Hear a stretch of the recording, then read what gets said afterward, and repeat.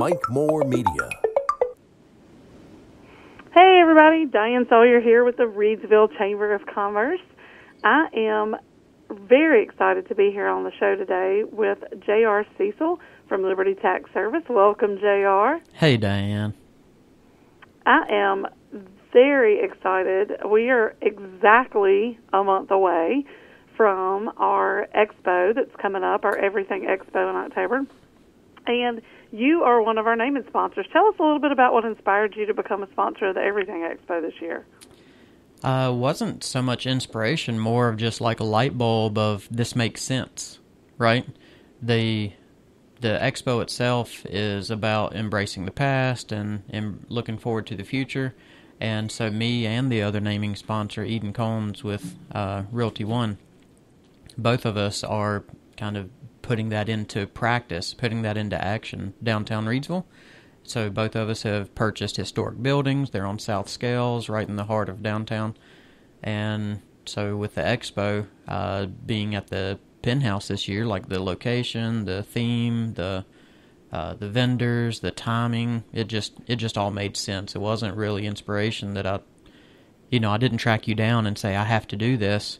It just clicked. Everything just fell into space, or it fell into place, right? So it's yeah, for it just sure. makes sense. And I know that in the past you've talked about and some of the feedback you've given us where you felt like the event maybe wasn't exactly what you were looking for, and as it's grown, we've added and cultivated and worked through some of the things. So tell us a little bit about how that's worked for you personally. Yeah, a ton of value has been added by the chamber over the years, how it's evolved. I mean, you started the chamber, 15 years ago? And that's about the time that I started with the chamber, and that's when the expo kind of came back. And so getting out of the gate, it was just kind of like an adult trick-or-treating. I hate to downplay it like that, but that's how I felt as a participant or a vendor at the event in the past. Was all I'm doing is giving out free stuff. I wasn't receiving a lot of value as a business owner. And it might have just been my expectations. I was there for one thing, but other things is what was drawing in the public. And so, yeah, working with the chamber, giving feedback, having those honest conversations with those in charge of the chamber, you included, y'all have brought a ton of value. One of the biggest things y'all brought was the career piece. And that lined up with my business, as this is the time of year that I recruit a couple seasonal folks.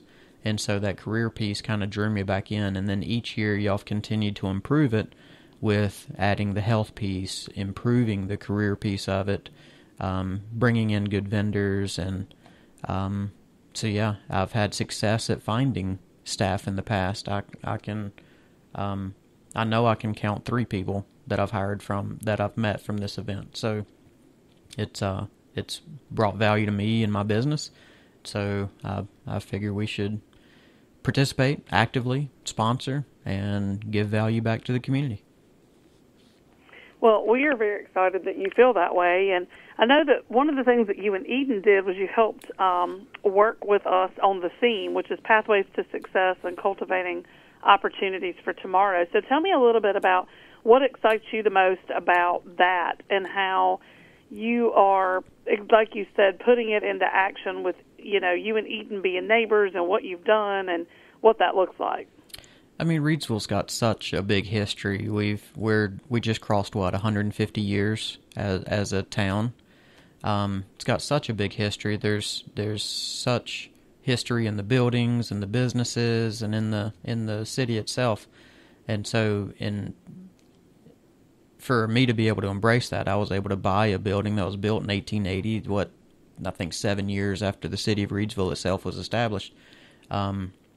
Eden bought a historic property next door, and so we're embracing the past in that way, and just kind of taking hold of it. But then also, you look at the past few years, and the trend has been people are moving back to the small towns.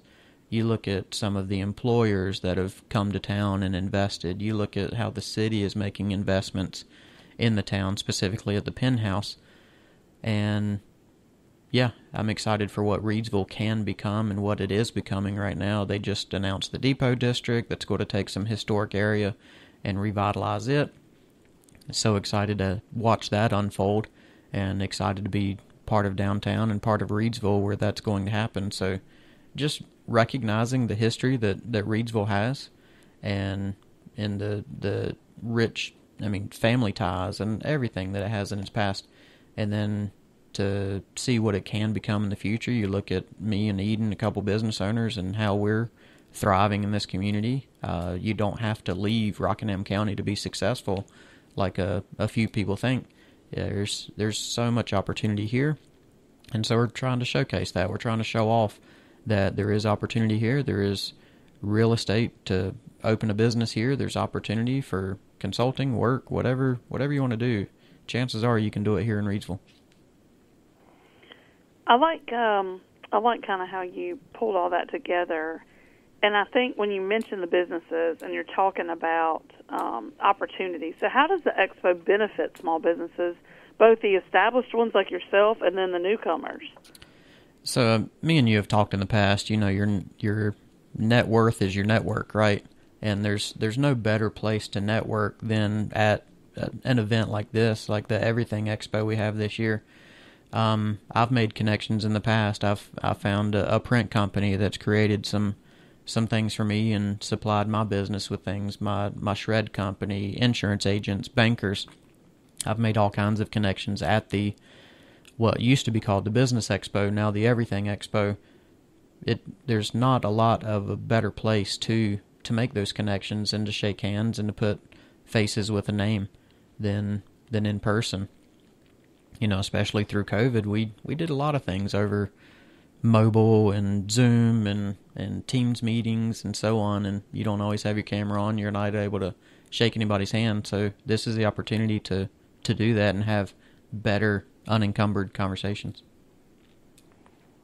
I like the way that you put that. I think that, the world has changed a lot, and there's a ton of people who don't like the digital, don't like the Zoom, but also it's kind of a necessary means to an end. We're kind of split here at the Chamber. We're trying to do a lot in person, just because I think that it adds value to be in person and be able to, like you said, shake their hand or speak eye to eye in person and get that vibe. But also, there are things that you just can't do in person, but you can do online. And then there are things that you can't do online that you can do in person. Mm-hmm. But I think that the value is more in the in-person. And one of those things that I think, you talk about the health component. So we have the business, the career, and the health component. You can't check somebody's blood pressure online, and you can't get a flu shot online. So having this event gives us the opportunity. So tell me what you think about these different components of the Expo, the business, the career, the health, and how they align, not necessarily with just Liberty Tax's mission, but your mission, other businesses' mission, and like just in general for the community. Well, selfishly, I have kind of a twofold, interest in attending the Expo. It's not only do I get to meet other businesses and make connections or find a better vendor to handle this part of my business or my technology or buying paper from or even, scouting clients that way. I've also got the community that has helped my business thrive over the last 14 years here in Rockingham County that I plan on trying to give back to, add value. We plan on having a couple stations at our booth, one of them of, hey, did you owe taxes last year? Or did you switch jobs? Do you need a pay stub checkup? Are you having enough withheld? Because they've changed those withholdings over the last few years. We want to try to give free tax advice at that point. But also, anybody interested in opening a business, we're going to give some free business startup advice. I have a little bit of experience helping people, whether it's should I be an LLC, should I be an S corporation, should I be a sole proprietor. I can give them all the tax advantages and pros and cons off any of those. So giving some free tax advice for individuals, and then also some business advice for those that want to set up here in town, and hopefully we can help be a catalyst to opening up a new storefront in Reidsville, or opening up, your towing business or your landscaping business or your barbershop or whatever you want to do.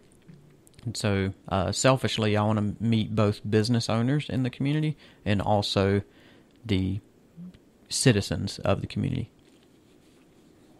Yeah, so for businesses that are participating for the first time, what kind of advice would you give them to make the most of their experience?